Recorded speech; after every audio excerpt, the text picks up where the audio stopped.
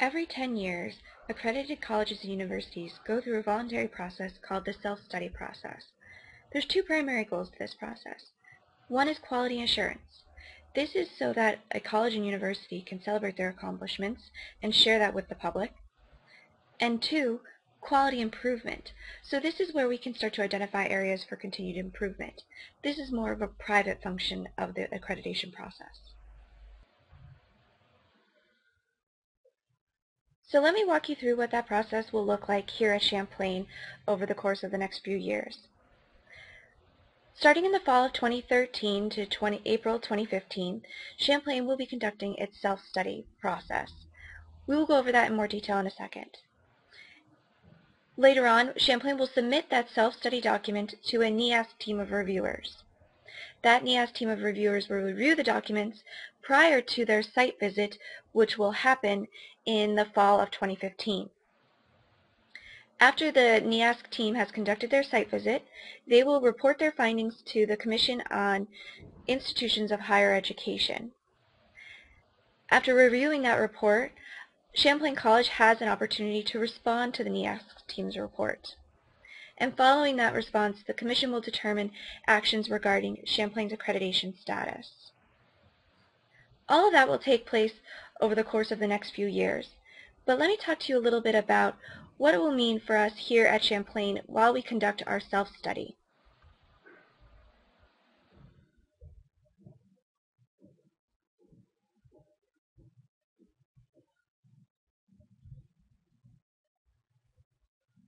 During the fall of 2013, the NEASC standards teams were organized and prepared for the process that lay ahead of them.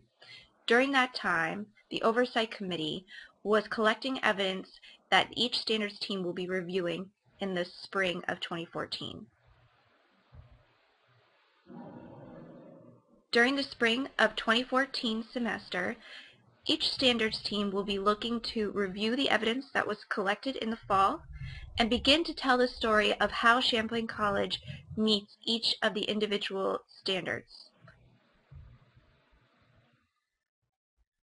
Fall of 2014 is when we will begin to analyze the reports that the standards teams have put together and make projections for areas of improvement and solicit feedback from the campus community.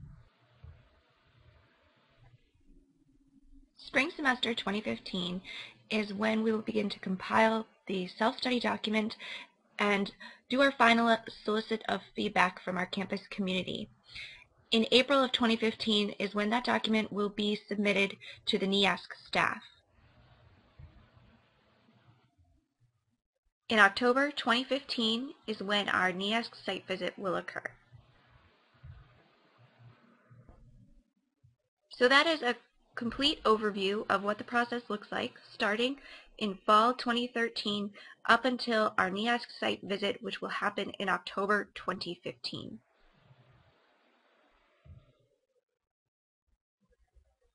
So who's involved in this process?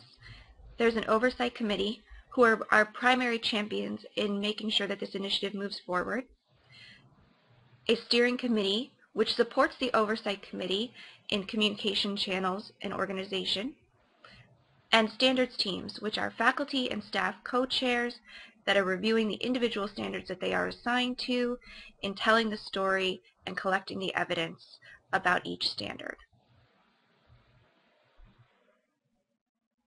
There are 11 standards that will be reviewed as a part of the NEASC self-study process. They are listed here.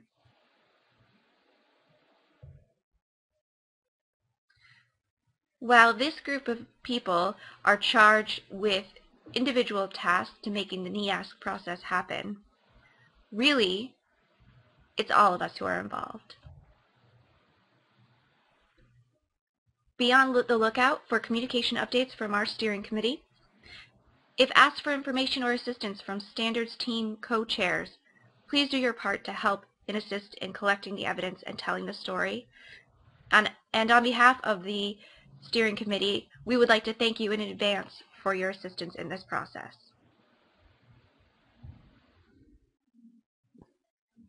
So why is this important? Our accreditation processes are controlled by the U.S. Department of Education through NEASC, and accreditation is required in order for our students to receive federal financial aid.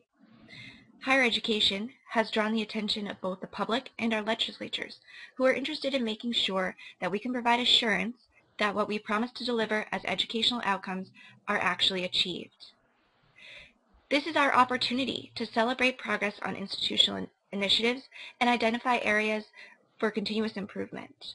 And finally, it's an opportunity for us to take time as an institution to step back and thoughtfully, candidly, and transparently reflect on what we are doing, why we are doing it, how well we are doing it, and where we realistically see ourselves heading into the future.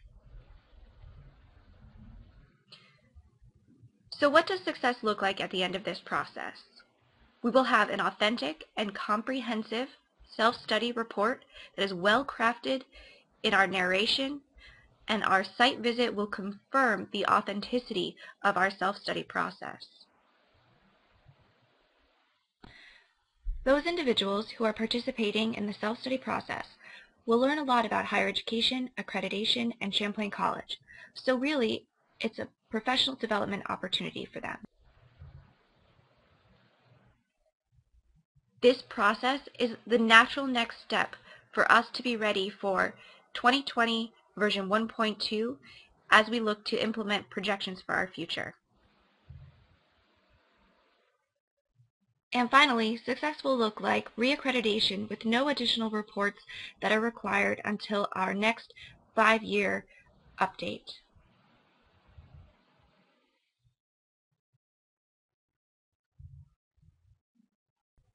And that is a complete overview of what the reaccreditation process will look like at Champlain College, with the process starting in fall 2013 and ending in October 2015.